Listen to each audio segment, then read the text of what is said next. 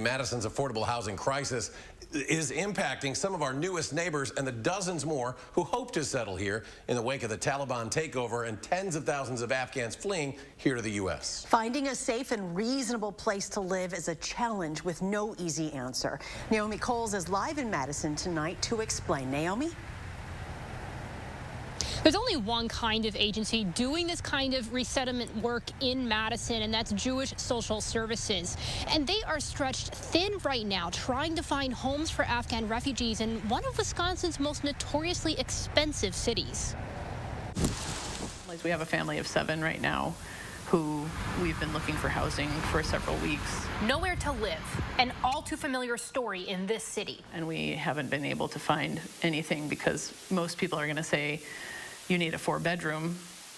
A 4-bedroom that is remotely affordable is hard to come by. Expecting as many as 75 Afghan refugees, Jewish Social Services in Madison has so far resettled about 35 of them, arriving from military bases across the country. The families are coming with nothing out of Afghanistan. That includes the things that make house hunting straightforward for most of us. A job, a credit score, rental history. There's all kinds of housing that is off limits because the landlords will not consider renting to this group of people because they don't meet the criteria. But hardest of all, homes in the Madison area that work for families who are often large. You know, putting a 10-member family in a 2-bedroom apartment is not going to work. Culturally, Afghans are usually single income and reliant on public transport because they don't have a car yet. This is not only a Wisconsin issue. This is not only Madison. This is not only Milwaukee issue. This is a national issue. For them, affordable rent caps out at about $1,200 a month. Finding that here on one income, that's next to impossible.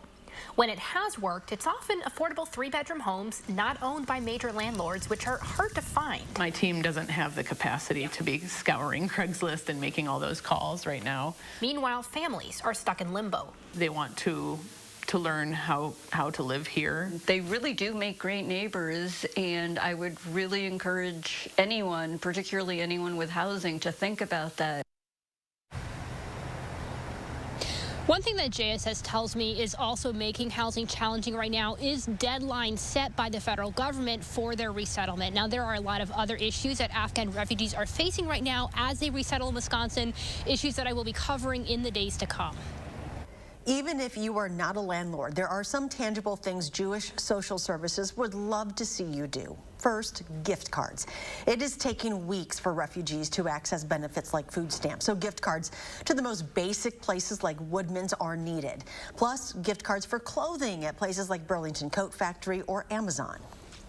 The families are coming with nothing out of Afghanistan, and then when they leave the army bases, they're only allowed 1 suitcase apiece. So we want to be able to give them some sense of normalcy, and being able to pick out your own clothes is a great way to do that.